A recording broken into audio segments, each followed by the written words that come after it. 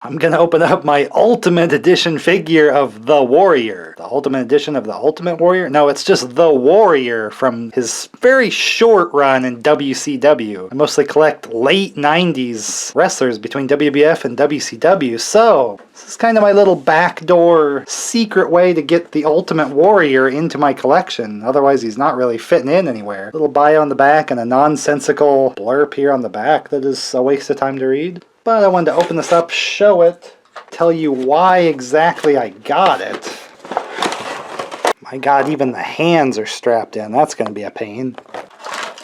So we have Ultimate Warrior, or just The Warrior actually, from his Halloween Havok 1998 wrestling gear and entrance jacket. Main evented a pay-per-view, and we got a full recreation of his exact jacket there.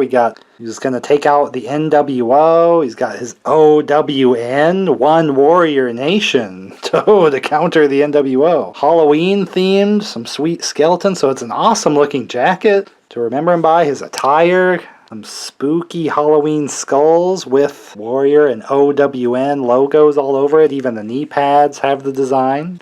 Lame on the tassels. I remember when they used to do actual strips of material for figures that had tassels and stuff, but he does have little bits on the boot. I think those are the kind you could remove. They're actually in a peg, so they are technically articulated, so you can kind of have him running, and the tassels are flying back. Awesome look with the face paint, the eyes, and the huge thick hair he's got. He does have the alternate head that's like the late match where his face paint has worn off, which is a cool little extra with the Ultimate Edition. You are paying the Ultimate Edition price for the figure. So the full color jacket is probably the best accessory with it, but a bonus here, extra head and appearance if you wanted that late match look.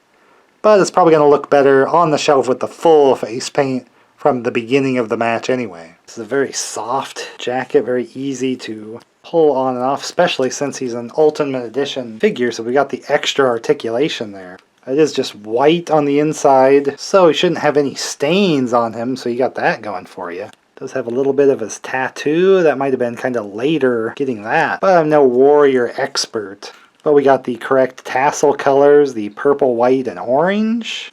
Get the Ultimate Edition articulation, so we've got the extra arm movement, and then this kind of wobble top, not the usual joint of the Elite figures. So we can do a lot as the figure. Didn't do a lot in the match at the time. Notoriously not the greatest main event for WCW. Even outside the ending of the match where kind of fumbled the fireball kind of thing, everybody kind of got it in the face instead of Hogan hitting the Warrior with it. But it was interesting, you know, kind of a legend. If you knew wrestling past from watching tapes, I would have only been watching this kind of time of the year, and maybe we were watching a few old VHS tapes of like maybe the old WrestleMania with Hogan and Warrior. So you get to see him show up in WCW and kind of expect a lot more to happen, but he just kind of did that one match and then he was pretty much gone not long after. So it's a cool way to sneak in Warrior into my collection. I can put him in my WCW lineup. And really overall with wrestling, I do kind of like the funnier stuff that happened and just weird things that happened. So this weird Ultimate Warrior run in WCW, kind of a funny thing that I like to look back on. So getting the figure of that is kind of funny and kind of the fitting one that I would have in my collection just because it's the weirdest and probably, you know, not the most epic or memorable or winning version of him.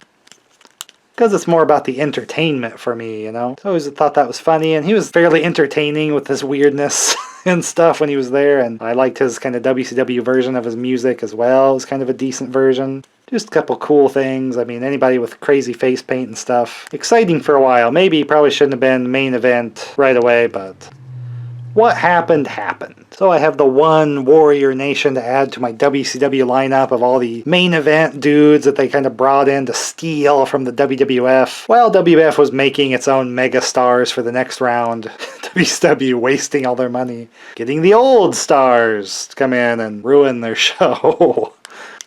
So I love it for probably all the wrong reasons, but they're the right reasons for me in my collection because I collect kind of later 90s Monday Night War between the WWF Attitude Era and WCW and NWO. So if those are the kind of figures and wrestlers you want to see here, this is where you want to be. Probably check out the channel icon, click that so you can get to the page and see all the old videos, and especially look for playlists and click that. That's a good way to watch everything that I've collected and shown here. See you at the same Warrior time on the same Warrior channel right here, I guess.